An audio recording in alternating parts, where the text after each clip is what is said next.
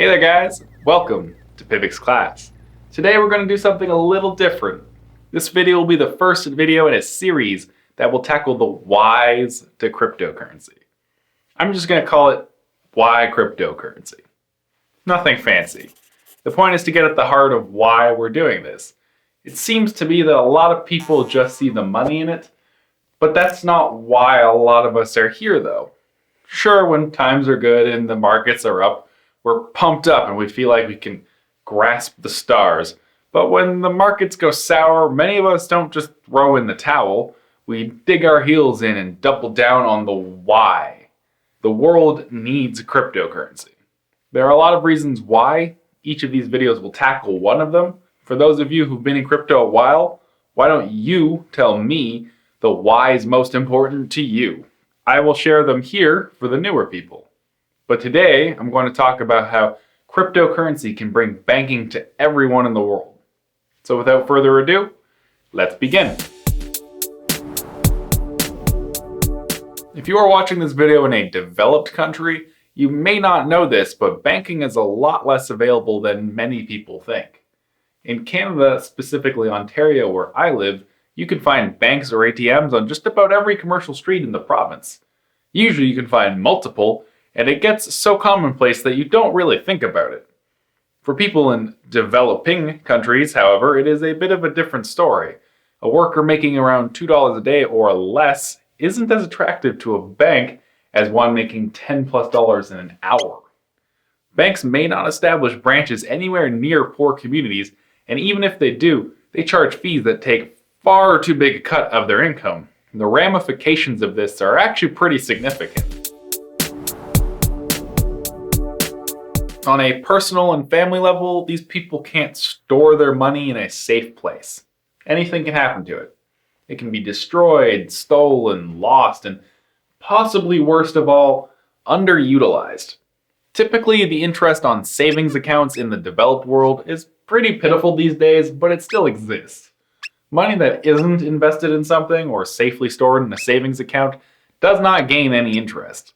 This results in their money being devalued over time, which in turn worsens the family's position. They can't brace themselves against hardships, and they can't save to make purchases that would enhance their future. Sending their kids to school could be their way out, but because they can't save the money, they can't even do that.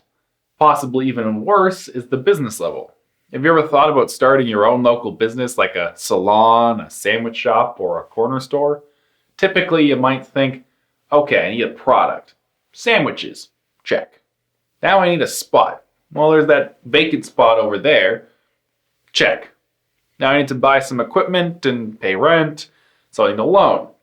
I'll pitch it to my banker. I'll bet you I can sell them on it. But what if you don't have a banker? Who do you talk to? Well, no one. You're screwed. You might have a great business, but you don't have the savings to make it happen, and no bank can give you a loan.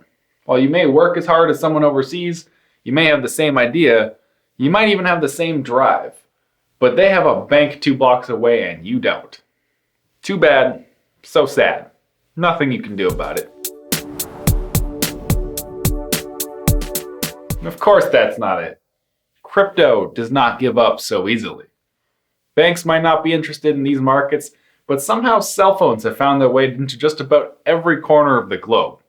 This is a big deal since there are a number of cryptocurrencies with wallets available on both Android and iOS. A half-decent mobile cryptocurrency wallet can act as a safe store of your money. They are password protected, easily backed up, and can transact internationally. Just think, a cheap cell phone can give someone access to financial security that has always been out of their grasp. Even more, cryptocurrencies aren't stopping there. There are currencies out there trying to devise methods to loan money to these people using cryptocurrency. So using cryptocurrency, not only can they store their money, soon they could borrow some to start a business and pay that money back. Then proof-of-stake currencies are looking for ways to enable these people to earn interest on their savings. To my knowledge, no currency has achieved this yet. But at some point in the future, these proof-of-stake currencies will likely find a way to enable mobile wallets to stake their holdings. This means that they will earn block rewards, like interest, on what they have in the wallet. If this is achieved along with cryptocurrency loans, mobile wallets will serve the same functionality as a bank in nearly every sense of the word. That is a massive change to the world. Every human being, no matter how rich, how poor, be they in the West or the East, every human being will have a bank account.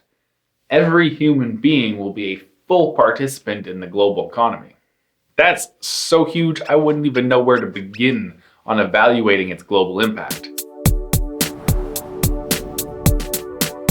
This concept of banking the unbanked has been a big reason why I have come to be such a fervent supporter of cryptocurrency.